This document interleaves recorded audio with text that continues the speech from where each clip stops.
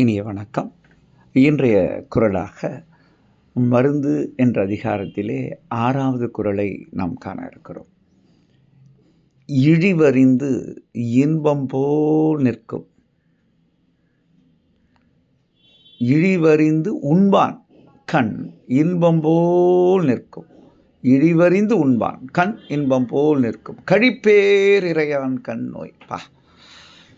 இழிவறிந்து உண்பான், அதாவது எவ்வளவு இது சாப்பிடணும், எப்படி சாப்பிடணும், எவ்வளவு தேவை, அந்த அளவு, அதாவது தேவையான போதுமான உகந்த உற்ற ஏற்ற அளவு, பசிக்கு உகந்த அளவு, இதை உண்பவன் இழிவு அரிது அந்த தன்மை. ஏன்னா அதிகமாக சாப்பிடக்கூடாதுன்ற, அது சாப்பிட்டால் என்ன ஆகும்? அப்போ இழிவறிந்து உண்பவன் அவன்கிட்ட எப்படி இன்பம் இருக்கும்னா, அவன் உடல் ஆரோக்கியமாக இருக்கும். அவனுக்கு இன்பம், ஒரு மனிதனுடைய இன்பம்னா நல்ல உடல், ஆரோக்கிய உடல், இயங்கக்கூடிய தசைகள், வலிகள் இல்லா உடம்பு, இதெல்லாம் ஒரு மிகப்பெரிய நமக்கு ஒரு இது இல்லைங்களா, நமக்கு கிடைக்கக்கூடிய ஒரு கொடை.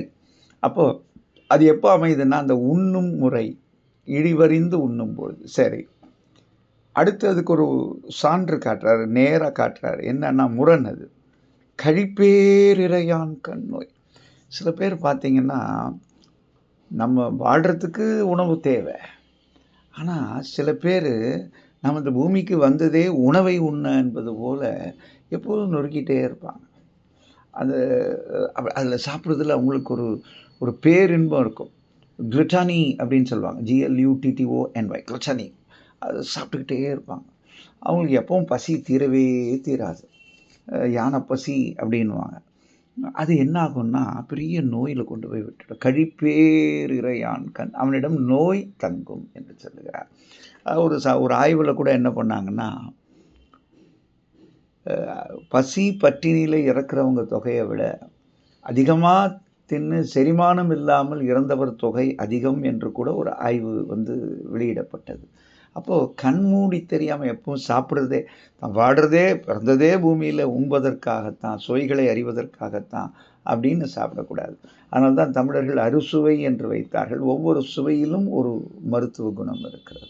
அதையும் அளவோடு உண்டார்கள், வளமோடு வாழ்ந்தார்கள். இங்கே நம்ம என்ன பண்ணுறோன்னா, நிறைய பேர் 75 வயசு வாடுறாங்க என்பது அதெல்லாம் சரி, ஆனால் ஆரோக்கியமாக வாடுறாங்களா, இயங்கிட்டு இருக்காங்களா? இதுதான் ரொம்ப ரொம்ப முக்கியம். அதுக்கு என்ன தேவைன்னா, இந்த உணவு முறையும் பயிற்சியும் மிக மிக அவசியம். உண்ணும் பயிற்சி மிக மிக அவசியம். அது சரியாக இருந்தாலே கை கால்கள் இயக்க முடியும், பயிற்சிக்கு போக முடியும். அதனால் அந்த உண்ணும் முறையிலே நாம் தெளிவு பெறுவோம், விழிப்புணர்வு கொள்வோம். இதனால்தான் வள்ளுவர் இழிவறிந்து என்று எழுதுகிறார், கழிப்பேர் இறையான் கண் என்று கடிகிறார். அறிவோம், உண்ணுவோம். இன்று அருமையான நாள், தைப்பொங்கல், தமிழர் திருநாள். அதனால் ஒவ்வொருவரும் பெருமிதம் படக்கூடிய ஒரு நாள். தமிழர்கள் என்றால் ஒரு இனம் மட்டும் அல்லது உலகம். ஏன்னா தமிழர்கள் உலகத்தையே உலகமே தான் என்று எண்ணினார்கள். அவர்கள் அறிவுடன் பிற வழிகளையும் தன் வழிகளாக அவர்கள் பாவித்தார்கள். அப்படிப்பட்ட இந்த தைப்பொங்கல் உழவர்களுக்கும் அதை நமக்கு வருவித்து தந்த அந்த அத்துணை உழைப்பாளிகளுக்கும் இதெல்லாம் ஒரு வணக்கம் செலுத்தும் நாள். சுழன்றும் ஏற்பின்னது உலகம் என்று திருவள்ளுவர் சொல்வார் 1031. அதனால் அப்படிப்பட்ட அந்த உழவர்களை வணங்குவோம். இந்த தைப்பொங்கலை நாம் நன்றியோடு அந்த சூரிய பகவான் இதெல்லாம் விளைவித்து தரணும்னா அந்த ஒளி தேவை. அந்த சூரிய கடவுள் ஆதவனை சூரிய வணக்கம்னு கூட சொல்கிறோம், ஆதவ வணக்கம் என்று சொல்கிறோம். அவரையும் எண்ணி பார்க்கிறோம். இயற்கையை வணங்குவோம்.